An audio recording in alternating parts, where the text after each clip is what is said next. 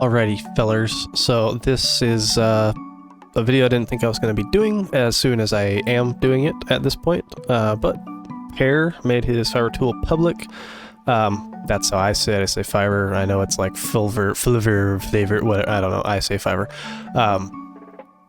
So that's public now. As you can see, it's a little different looking, which is kind of nice. I like the little grayish black background there. The bright blue eventually kind of made my eyes bleed. But anyways, so a couple of just like hot points really quick just to kind of like blast off as highlights is it's got better dummy editing, it's got better mesh editing for the translations, material presets. You can share those presets. There's auto saving. You can delete meshes and materials. You can highlight materials as well as the meshes now. It's got bounding box fixes implemented, as well as the cutscene breaking texture thing. That's got a fix just built in with it as well.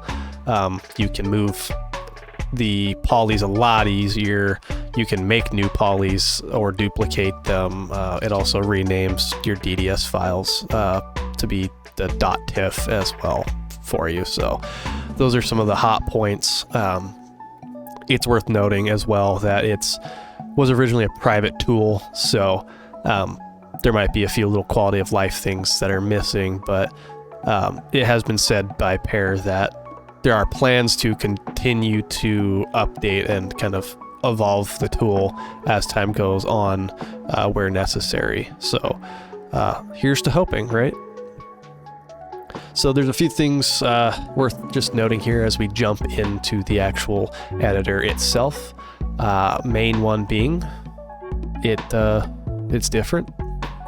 So there you go, that's a little video. No, up on the top left here we've got file, just a little drop down menu here for opening, saving, importing, exporting, merging stuff, and then also loading some preset files or merging them for materials and dummies, and then same thing, loading JSON bones or materials and then exporting bones or materials. Those you will find in the directory of the tool itself here. And then you got up here the preference tab. You can toggle texture refreshing. This is just to help improve performance if the tool is bogging down or anything like that. I'm just going to go ahead and put that back on because I haven't seen any issues with it yet, so whatever. And then there's also a toggle for auto saving, and then you can set how often it saves as well. So if you want to change the interval, you can. And then same thing here for setting dummy thickness. Real quick, we're going to just jump over to the bone tab here. To my knowledge, nothing's particularly drastically different here. I do believe that there has been some murmurs of, things being touched here or changed in some way, but I'm not going to promise anything because I don't know exactly what's been said or not said about it, but there it is. That's what that looks like for you. All right, so we popped over to materials here. We're just going to start from the top left here and just kind of work our way through what this is looking like. First, you just got the preset box here. It's not going to have anything in it until you put something in it. To put something in it, you just literally go over here and click the add preset on whatever material it is you want, and then it will populate in the box here. If you want to apply it to something, you just go ahead and click it, make it pop up in that little box for you, and then you can apply to all by making all the boxes get checked instantly there, or you can select whatever one you want and then just click OK. Same thing for deleting. You can click delete all to highlight all of them for deletion, or you can just pick one for deletion and then confirm with OK. Right here we've got the viewer highlighter. It will highlight the material for you to take an easier gander at and make locating them easier, because I believe the last tool did not let you highlight the materials themselves, just the meshes. So one other cool thing over here is this internal index right here. This is actually the change that you would have to make manually by adding a JSON to make the cutscene textures work correctly. So an internal index should be added with all of these, so you shouldn't have to do anything anymore. It should just hook you up at this point. So that's really cool. Makes my video moot, but I don't really care, honestly. And then over here on the right side, this is just what populates when you click edit on one of these boxes for the material, and then you can of course click to browse and then map the texture, and then you can also apply map bin textures automatically. All you gotta do is map the actual map bin directory once, and then once you do that, it will allow you to click that and it will apply the map bin textures for you. All right, so here we are over in the meshes tab. Something that is nice that was in the old one, but also here as well, is just the ability to select all the meshes or deselect all the meshes if you click or double click. Same thing for the dummies, which is pretty tight. And then a nice thing here is the solve all bounding box issues. Bounding box issues typically take form in the way they did in the video I showed a while back. Just the model itself is like flickering or disappearing at certain camera angles and or distances. So clicking on this should theoretically just fix that for all of the meshes that you've got in here. I don't even necessarily know that you have to click select. I would anyways. And then set all BBs max size is more of a drastic measure if for some reason solve all BBs doesn't work for you. So if you wanted to delete a mesh or anything like that, you would just select it and then come over and click delete selected. Same thing for the dummies, select, delete. You get how it goes. Over here on the right, we've got our modifiers, the translation, scale, rotation. We've got mirroring built-in function now, which is fantastic.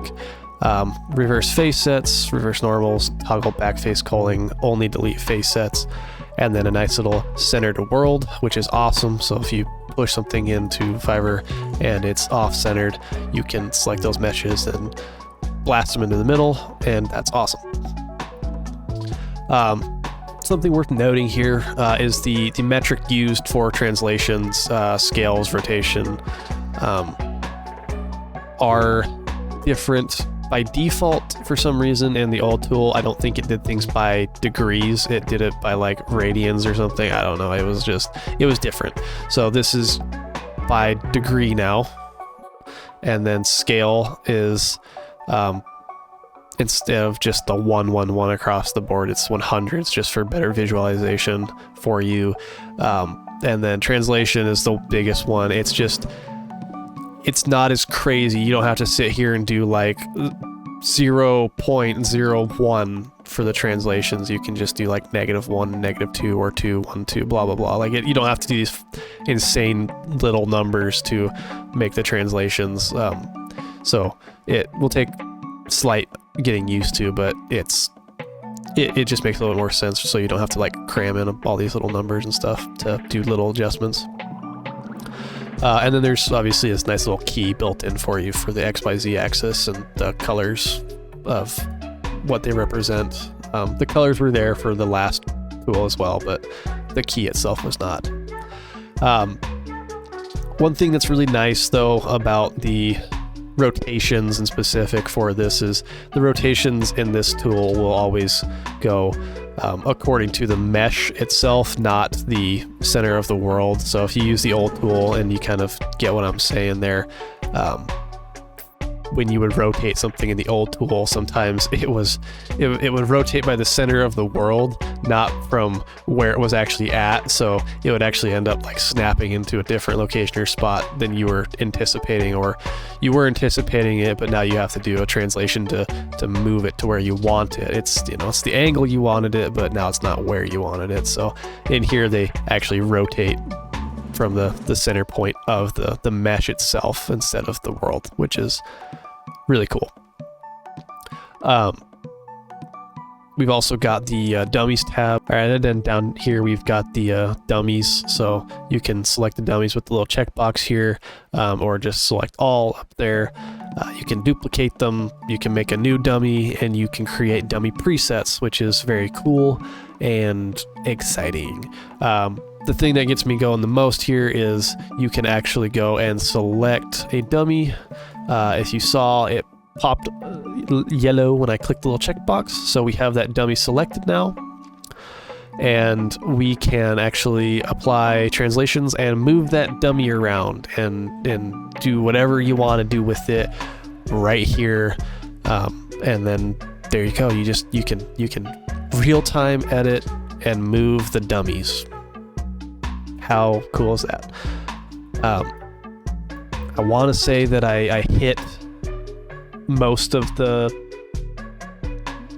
talking points and a crash course for you as far as this goes. I will of course have it linked down in the description.